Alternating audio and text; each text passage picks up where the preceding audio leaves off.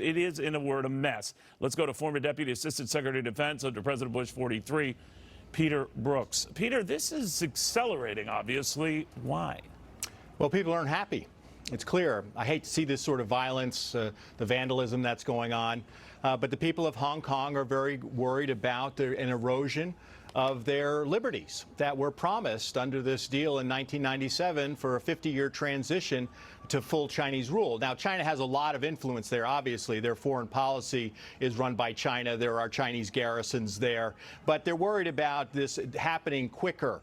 And they're also worried about the prospects for democracy and about their economic freedom. So people are very, very unhappy. And this extradition bill obviously set them off. But I'm supportive of peaceful protests to express themselves, but I hate to see this sort of it evolve into this sort of a melee. You know, I'm just wondering, and of course we always fear or link past historical events that might have nothing to do with this one. Tiananmen Square comes to mind, Peter, where authorities, after these demonstrations were going on, were saying, all right, we get your point, you can break up now, and they refused to break up, and there was a point at which, as you know, the military intervened and squashed that. Hundreds, maybe thousands were killed at the time. We hope it doesn't gel into something like that, but they're not. They don't look like a group that's sort of disbanding.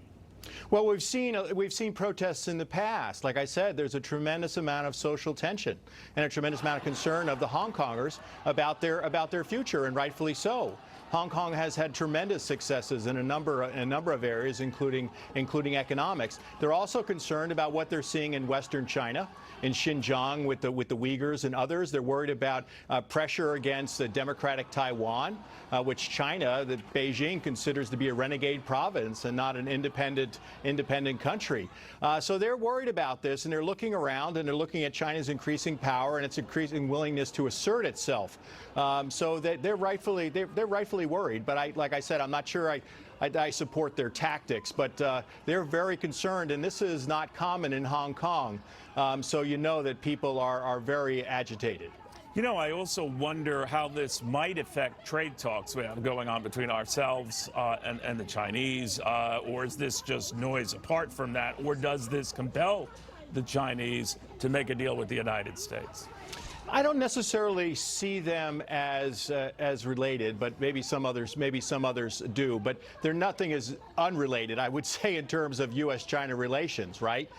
You know, North Korea is part of that, climate's part of that, energy policy. There's so many things out there that this relationship is so complex that it's difficult to separate these things and hope that they may not be part of other negotiations. But China has a big worldview, and they certainly will employ it.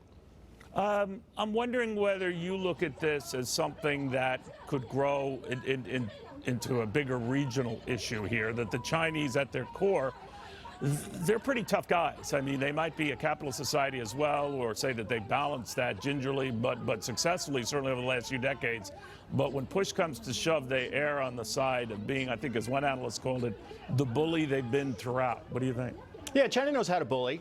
It's politically repressive. I mean, you talk about the economics, you focus a lot on the economics here. But if you look at China internally, politically, it's very repressive. Socially, it could be very repressive.